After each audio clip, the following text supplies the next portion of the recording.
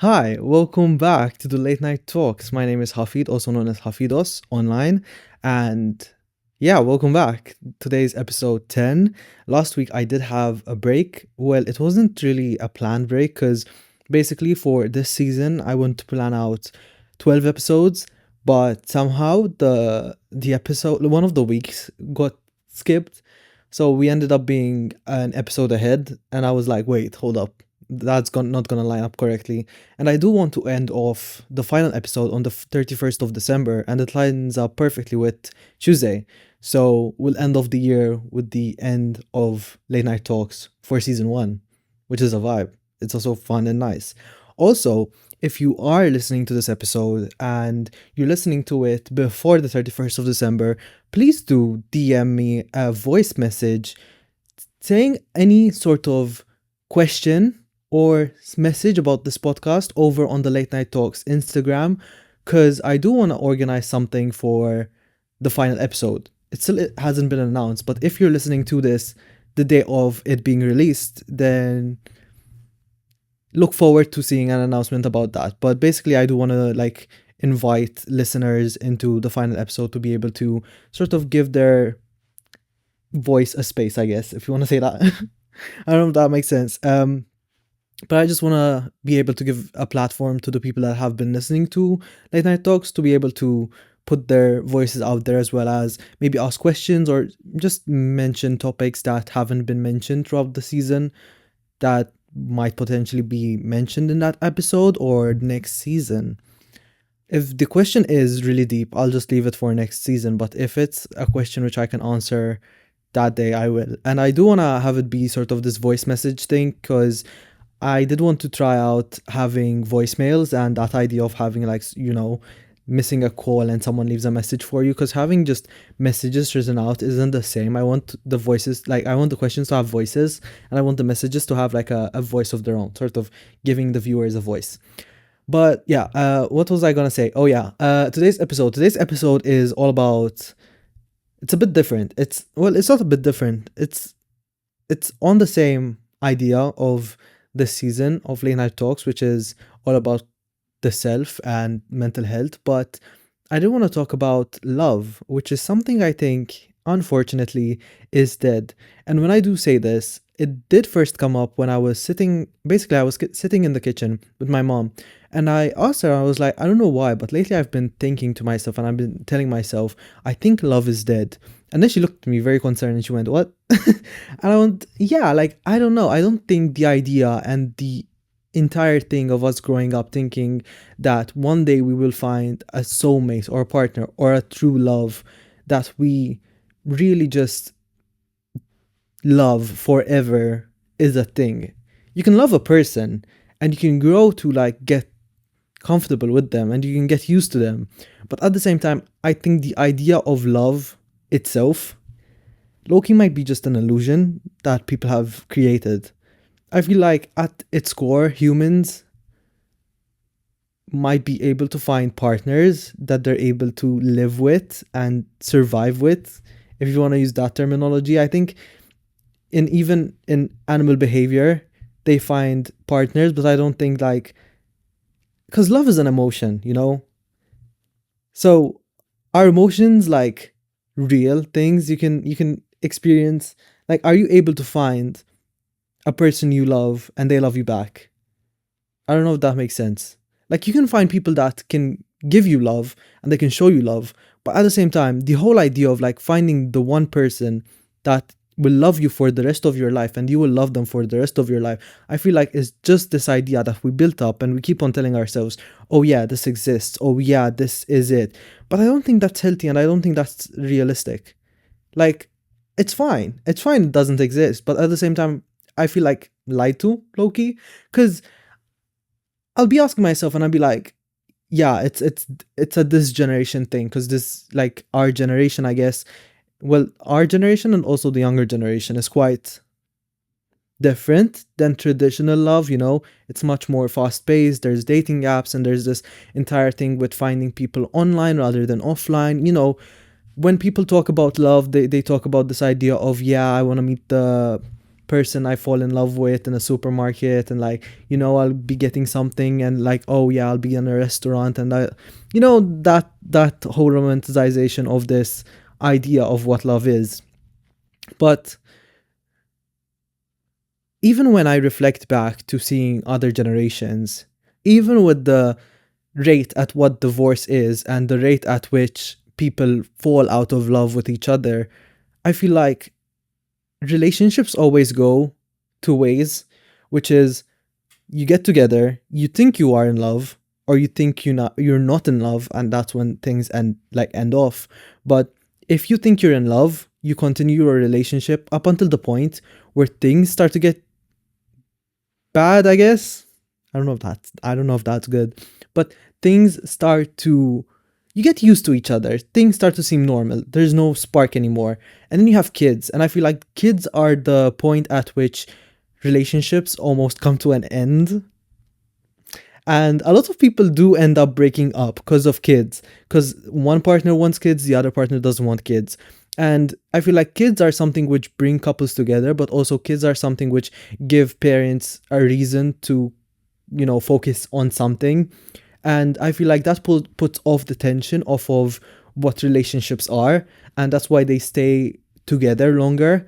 But I feel like even after kids are made, once the kids grow up, the relationship, they're back at being like, oh shit, now we have to deal with each other. And I don't know, I wish to meet a couple who have been together for years and years and years and years, and they still get the butterflies when they see one another. Like, I spoke to my mom about this, and she's like, I don't think it's possible to meet someone that you get the butterflies with every time you see them, you know? But to me, that is what love is. That first time you meet someone and you're crushing on them, that feeling of like you choking up, you don't know what you're gonna say, you get butterflies in your stomach, you feel all nervous. I want that feeling with a person every time I meet them in order for me to think I love them, which is like, I feel like that's a bit unrealistic. But also, if I can't experience that, I don't want any of that. Like, if I get bored of a person, if I get used to them being there, then who am I to call it love? If it's not love, why am I living this lie? I don't know.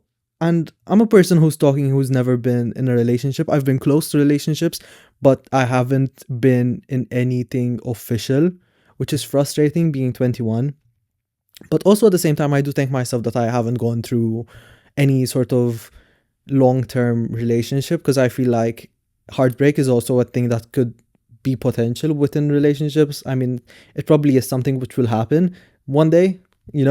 I'm not expecting myself to fall in love with one person and staying with them forever, because even just experiencing heartbreak is something you need to go through as a person to be able to learn and understand who you are as a person, and be able to discover a new area of yourself. But yeah, like, I don't know, the idea of being infatuated with someone else seems so nice to me, but also at the same time, I ask myself if that is possible, and if it is possible, is it sustainable? Is it healthy? Is it good? When did we decide that being in love with someone else is good? When did we decide that being obsessed with someone is a good thing? When did we decide what love is? When did we decide that love is this or love is that? When a lot of couples, like, I see a lot of, I am a hopeless romantic. I see a lot of YouTube couples, and I see so many people online that are just in very that are in just very healthy looking relationships, and that are like, overall they look like they are happy with one another. And in a lot of their Q&As, questions are asked when they're like, oh yeah, when did you know that this person was the person? When did you know that you fell in love with this person? And a lot of them say love isn't something you wake up and you just realize. Love is something that sort of grows within the relationship. And I'm like, so is love real? The more you like a person, to what extent will that become love? And is love love? What? Is love love? Yeah. Like, recently I've been, oh my god, I've been obsessed, and I've been like, every night I've been looking forward to just sitting down, having my dinner, and watching Vlogmas by Zoella, Zosug, and Alfie Days, her boyfriend, her husband, he proposed, they have kids. But God, I've seen that relationship, and if that relationship ever ends, then love is truly forever not non-existent.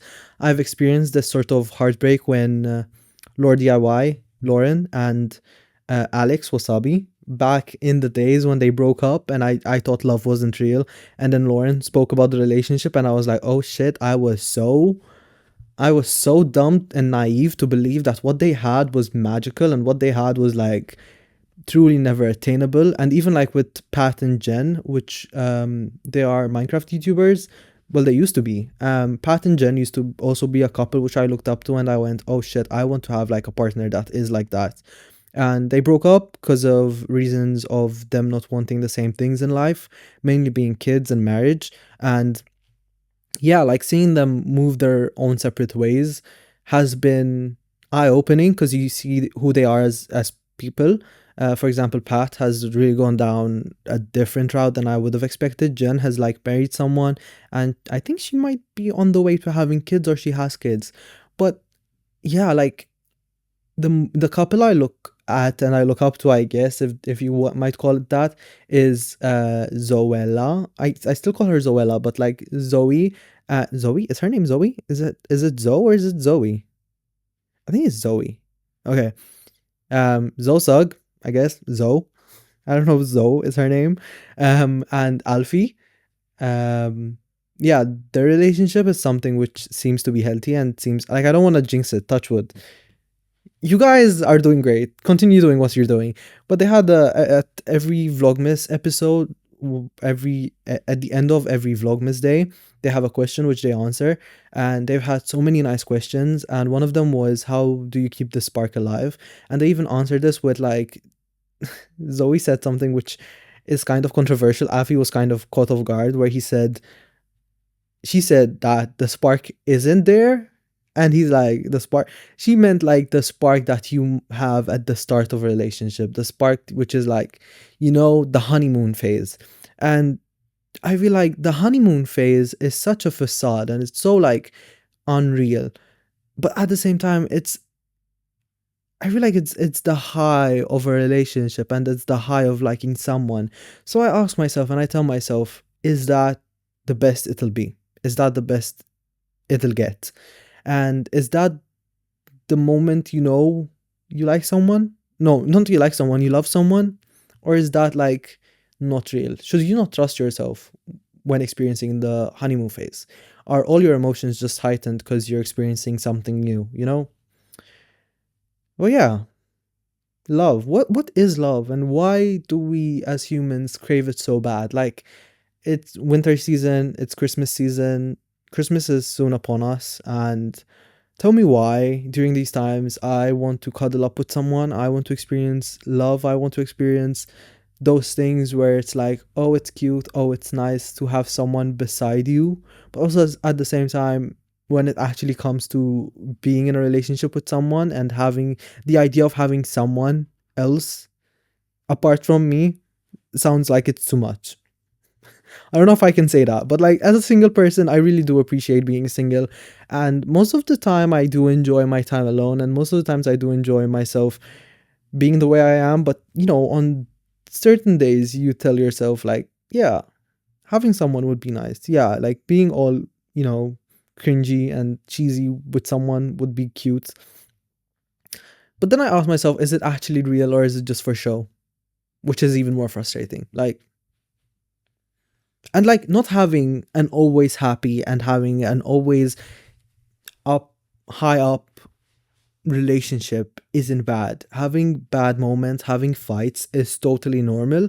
But at the same time, I ask myself, if fighting is a normal thing, like I feel like when relationships grow, to some certain extent, you'll start considering a partner of yours, the person you're in love with, as sort of a family member, and I do love my mom and I do love my dad and I do love my brother, but at the same time, if you're telling me that my soulmate, my person that I'm spending the rest of my life with, the person I fell in love with, is gonna be considered as just a family member, I'm like, maybe I'm hyping it up to be way better than it actually is. You know?